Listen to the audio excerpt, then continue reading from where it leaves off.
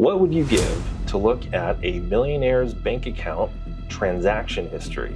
Well, I was paid, that's right, paid to look into several bank accounts owned by millionaires, multimillionaires. I couldn't take any money out, obviously, for obvious reasons. But what I did take was knowledge. Knowledge. That's right. And I'll give you exclusive access if you buy my course. I'm kidding. It was a joke. I'm kidding. All right. What's up, nerds? My name is Andrew Scott. And nope, this is terrible. Restart. All right. I've been a banker going on almost a decade here pretty soon. I'm old. I'm not rich, not a millionaire, but what I do have is a little bit of experience that I can share with you. Let's talk about some of the things that I learned while helping members over the years and discuss my observations when it came to my millionaires. How exactly was I able to get away with this, first of all? Well, these people asked me to. Why? Because I was their banker. They came to the bank and they would ask me to review their account if they needed to report fraud or ask for guidance on, some of our financial products or services. I won't tell you, specifically what financial institution or financial institutions plural that I worked for or over the years, because I don't know, I don't want to give up too much. Okay. I have a secret. All right. So item number one is wealthy people are on top of their finances. They know, excuse me, I just burped. Just did it again. Wealthy people are on top of their finances. They know what is going on with their accounts.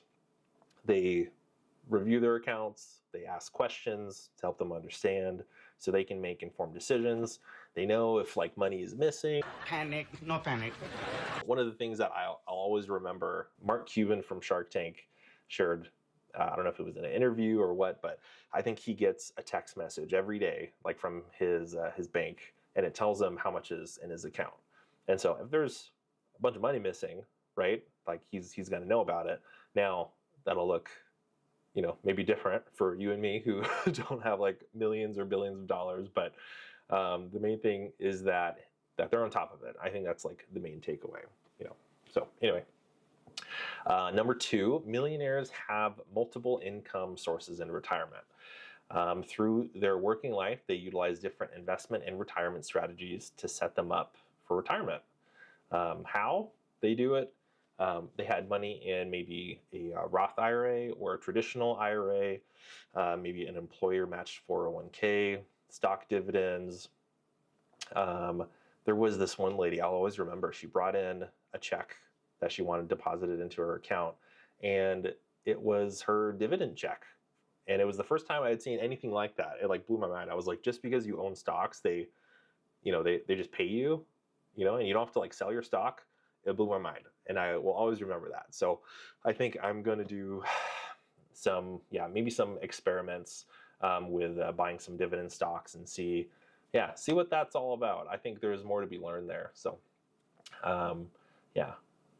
And so anyway, selling company share. So selling company shares. So, right. So if you own stock, you can sell the shares that you own, and you get paid for it. And there's a lot that goes into that, right? With tax implications or, you just gotta make sure that you have maybe a tax professional that's making sure that you're not going to be taxed unnecessarily because you sold too much, or that put you into another tax bracket or something like that. But anyway, this is not financial advice. I'm just saying there's things to think about. Okay. All right. Anyway, so they might have rental income, or maybe they owned a small business, but disclaimer, not everyone had all of these, right? This is just they might have had some mix of some of these. On average, they had at least three, I would say. They had some sort of mix. So, and another reason why I know all of these, because sometimes people don't have every type of income source deposited into the same account. But if I was helping them with a loan for something, and yes, rich people still take out loans, and again, they're sometimes it's a tax strategy, sometimes it's them not wanting to They don't want to cash out all of their like liquid cash, right, that they have. One reason why I was able to see all the income sources that they had, because I helped them with their loan applications. And so part of that is you have to collect, their types of income that they have. And it was like pretty impressive and eye-opening to see them, list like, hey, some people had like 5 sources of income. It was pretty incredible, and from some of the items that I listed above. So, but hey, call to action. If you are enjoying this video, you will love my next video when I talk about what an offshore bank account is, what maybe some of the benefits are, and if it's possible to open one yourself. So click the subby-dub-dub button so you don't miss when the video drops. I love you. Back to the video. Number 3, and I talked about this a little bit, but they watched their taxable income, which is not the sexiest thing to talk about, but that's what rich people do. They stay on top of their taxable income, because if you're in retirement and you are going to take out, a bunch of money from your retirement account, or you want to sell some shares or what have you, if you don't want to do, like, I wouldn't want to do more than what I absolutely needed, because I'm going to get taxed on it. And depending on how you planned, it might be a lot. So you don't want that to go to waste, right? Like, you worked hard to put that money in there, and hopefully over many, many years you got to see it grow, and you don't want to just see that all go to taxes. So anyway, that's what rich people do. So yeah, even if you have a few million in your retirement accounts, doesn't mean you want to cash it out when you hit 65, because the more you take out, the more you get taxed on. So they were careful not to take it out more than what they need. They were careful not to take out more than what they needed for that year. An example might be, maybe your friends invite you to a cruise, but your regular budget didn't include travel that year. As long as it didn't mess up your retirement planning, you could take that money maybe from your Roth IRA, because you already paid taxes on that money. It wouldn't have to move you into like a higher tax bracket, because it's not counted as taxable income. Yeah, as you are, thinking about your own retirement, maybe thinking about how you're structuring that, as far as, what all you're going to be kind of distributing, for yourself in retirement, the money you're going to live on, whether it's going to be the majority of it from your 401k, or if you're going to pepper in some from your Roth IRA. Hopefully by then, when you reach retirement, you have enough in there to kind of, supplement your income, and so that you don't have to be taxed as much if you're able to take more of it from your Roth IRA. But again, I highly recommend talking to an advisor that you feel like you can trust. The biggest takeaway, number 4, they contributed consistently over a long period of time to their retirement accounts. The biggest difference between someone that has a comfortable standard of living in retirement and someone that doesn't is just this. They make consistent contributions to your retirement, starting as early as you can and letting compound interest do its work.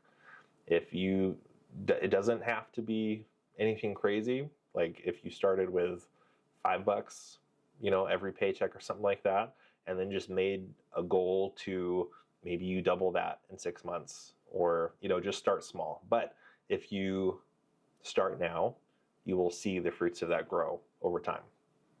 So how can you copy what these rich people do?